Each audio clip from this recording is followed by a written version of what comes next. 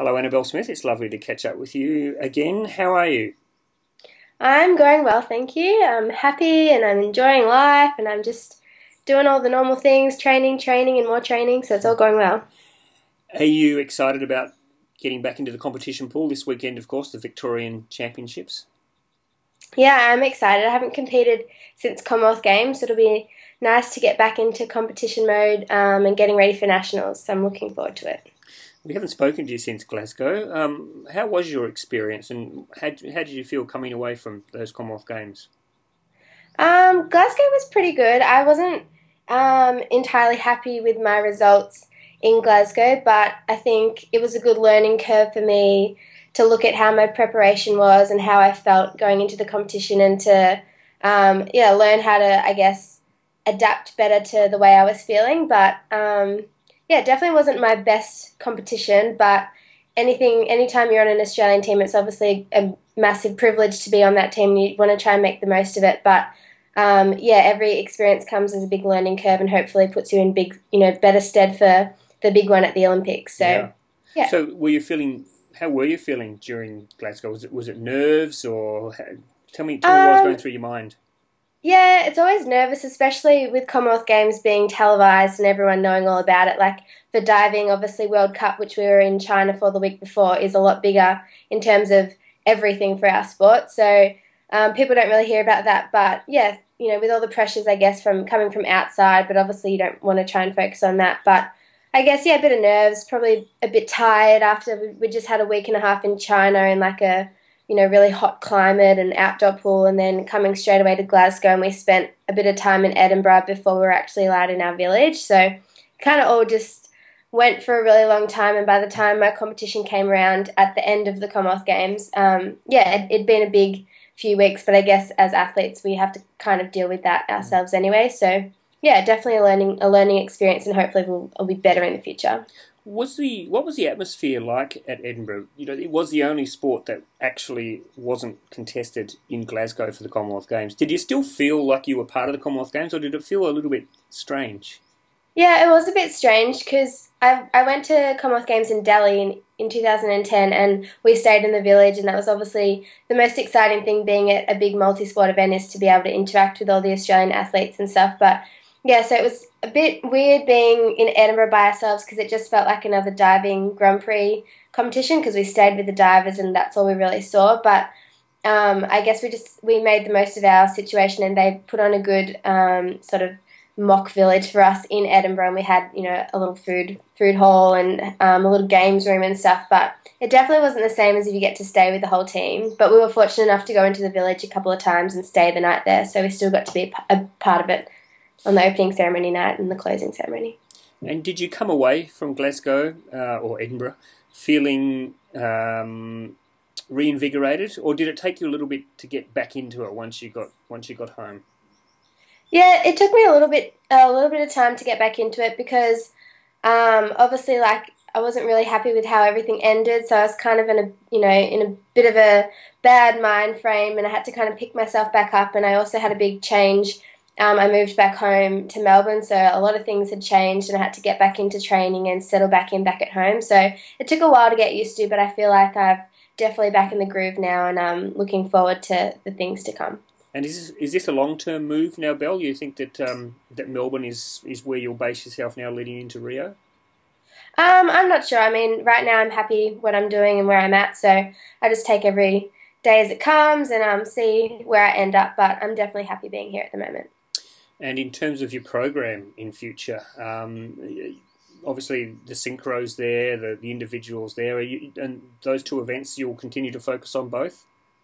Yeah, so I think for the minute coming home, I had to really just go back to basics and focus on improving my diving technique for myself, because there was a lot of areas that I needed to improve on, and we've kind of focused on that now in the last couple of months to try and etch out those little negative things in my technique and try and improve them. So it's been good to be able to focus on myself for a little bit, but obviously 3-meter synchro is an amazing opportunity, and Maddie and I have proven that we've got what it takes to be in the medals on the world stage. So that's also something that I'll hope to continue, and Maddie's coming down for Victorian State, so we'll be able to compete and try it out again. So, yeah, I'm looking forward to that.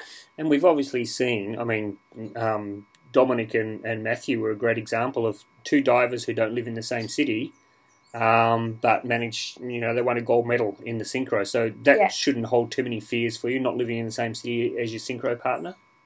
Exactly, and I think, I don't know, sometimes I feel like when you do it for a short amount of time, like if you're away and you're training with them, it sometimes works out better than if you're doing it day in and day out. So I know obviously practice makes perfect, but I think if we can just make the most of the little times that we do have together, and then work on ourselves individually as well, then I think it should work out. And there's been plenty of synchro partners in the past who haven't lived in the same state, so hopefully we can make it work as well. And Belle, I get the sense that we still haven't seen the best of you. I mean, you had all that injury disruption, you had those hand problems and all that sort of stuff, which disrupted your campaign enormously. Would I be right in saying that if we can get a good, solid 12 months injury-free out of Anabelle Smith, we're going to see some pretty good diving happening? I hope so. I mean, I've got a lot of goals and a lot of things that I've got planned out, and like you said, I feel like I definitely haven't proved myself like in competition. So I've been really happy with periods of my training, but like you said, there's been a big change and a few things have happened, and I feel like now I'm on the right track to really get the most out of myself, and I've kind of just come back down to really focusing on enjoying diving and taking every training session with small goals that I'm trying to get to, and then I don't know, it's made me focus more on what I'm really here to do, and that's to get the best out of my diving. So I think I've been distracted or not in the right mindset for a little while. So yeah, it's good to kind of get back on track and feel like I'm definitely going to get better. And when you talk of goals, is your goal, I mean, when you set goals, do you set goals as in scores or as in selections for teams or medals? I mean, what is it that you focus on? It's a bit of everything, because obviously in diving, all our selection is based on scores and results. But I think I really just want to focus on myself a bit more, so just worrying about me doing the best dives that I know I can do like I do in training. So whether that, wins me a spot on a team or gets me a better score, I'm not in control of that, so I'm just in control of what I can do on the day and what I can put into my training, and hopefully that rolls into competition. And obviously World Championships next year is the next big goal for you. Yeah, for sure. I think we've got a few domestic competitions before our trials in April, so it'll give you a good chance to practice in competition and try and put all the stuff that I've been working on in training into competition. So yeah, that's the big one next year, hopefully aiming to make that team.